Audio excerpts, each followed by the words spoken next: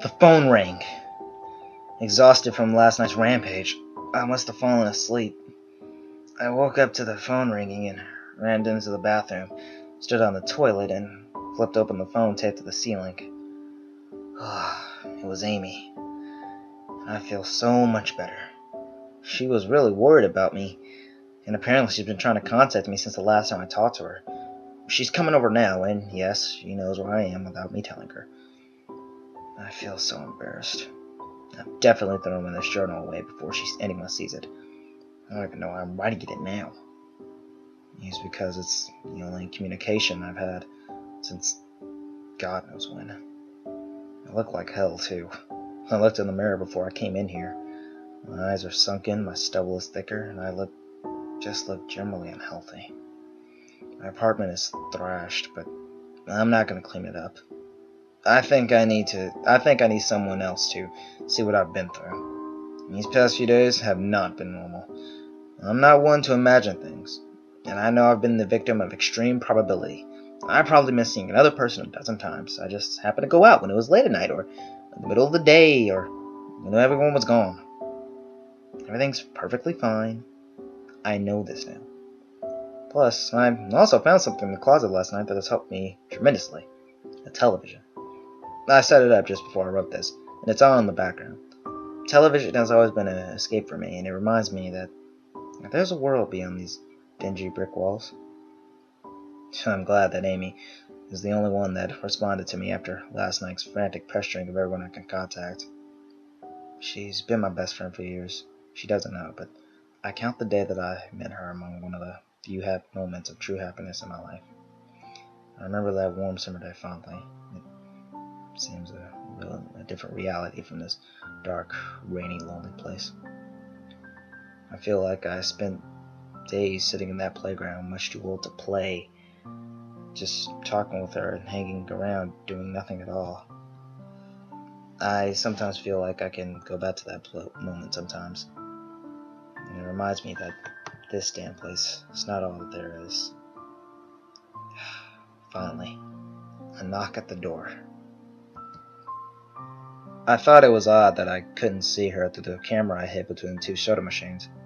I figured that it was just bad positioning, like when I couldn't see out the front door. I should have known. I should have known. After the knock, I yelled jokingly through the door that I had a camera between the soda machines because I'd embarrassed myself that I had taken this paranoia so far. After I did that, I saw her image walk over to the camera and look down at it. She waved and smiled. "Hey," she said to the camera brightly, giving a aware look. "It's weird, I know," I said as the mic attached to my computer. "I've had a weird few days." "Let's have," she replied. "Open the door, John."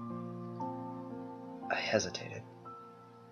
How could I be sure? "Hey, humor me a second here," I told her through the mic. "Tell me one thing about us. Just prove to me you're you." She gave the camera a weird look. Alright," she said slowly, thinking. "We met randomly at a playground when we were both way too old to be there." I sighed deeply. The reality returned, and fear faded. God, I've been so ridiculous. Of course it was Amy. That day wasn't anywhere in the world except in my memory. I'd never mentioned it to anyone, not out of embarrassment, but out of a secret, strange nostalgia and a longing for those days to return. There was some unknown force at work trying to trick me, as I feared. There was no way they could know about that day. "Alright, I'll explain everything," I told her. "Be right there." I ran to my small bathroom and fixed my hair as best I could. I still looked like hell, but she would understand.